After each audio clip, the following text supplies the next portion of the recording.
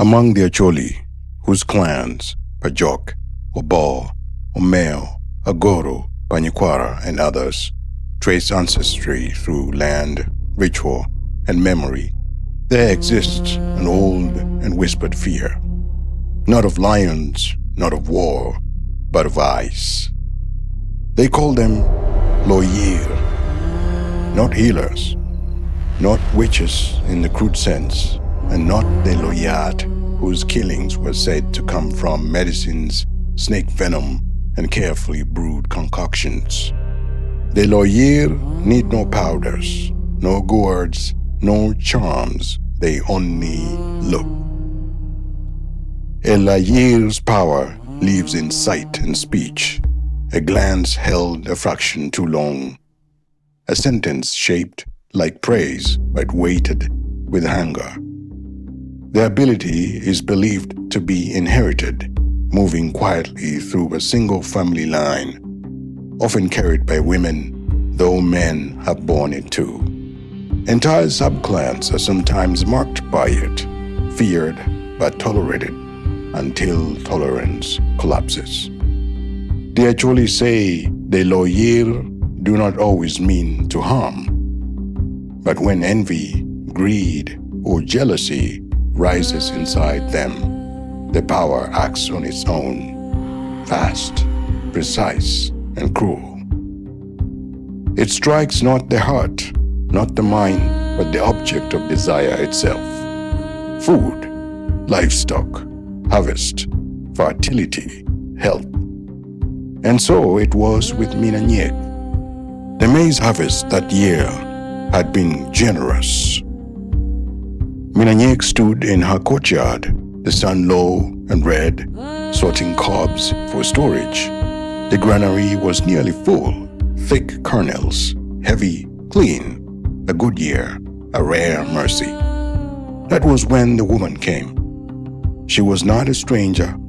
She passed by often. Her steps were slow, her eyes sharp, her mouth smiling but never warm. She stopped at the edge of the compound and looked. Too long. Then she spoke. "Oh wow, Min Anyek, your maize is looking quite big and delicious this year."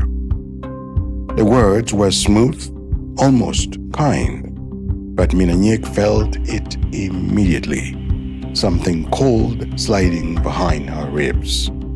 The woman did not stay. She did not ask for food. She did not linger. She only looked once more and walked away. That night, Min Anyek's stomach began to ache. By midnight, the pain had become unbearable. Her belly swelled unnaturally, tight and round, as if she were pregnant with stone. She vomited violently. What came out shocked everyone. Maize, partly ground, undigested over and over. She had not eaten maize that day, yet every few hours it returned, maize after maize, until she was weak, shaking, and delirious. Her stomach remained swollen, refusing to empty. By morning, the women gathered. By afternoon, the elders arrived. And one elder, old, sharp-eyed, feared for her questions, knelt beside Min Anyek and asked only one thing. "Who came to your house yesterday?" Min Anyek whispered the name. The elder did not ask another question. She stood up and said quietly, "This is a Loyir." They went to the woman's house as a group. There was no shouting, no accusation, no violence yet. A ritual was performed. Words were spoken that are not repeated. The gaze was returned. What was taken was sent back. That evening, Min Anyek vomited one final time. Her stomach softened. The swelling collapsed inward. The pain vanished as suddenly as it had arrived. She lived, but the village did not forget.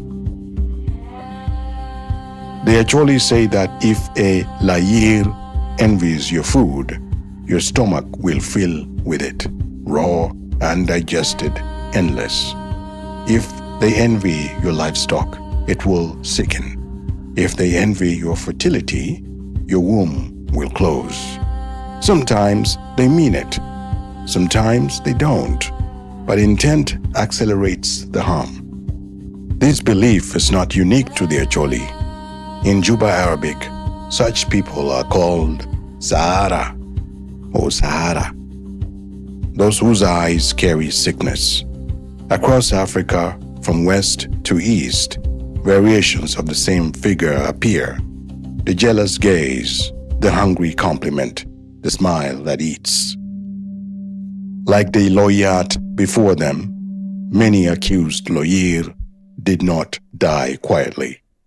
When proof piled up, when reversals failed, when deaths followed visits, the youth acted, publicly, brutally. The Acholi have always understood one thing clearly. A community cannot survive predators that wear human faces. And so the Loyir walk carefully now, avoiding praise, lowering their eyes, swallowing envy before it swallows others.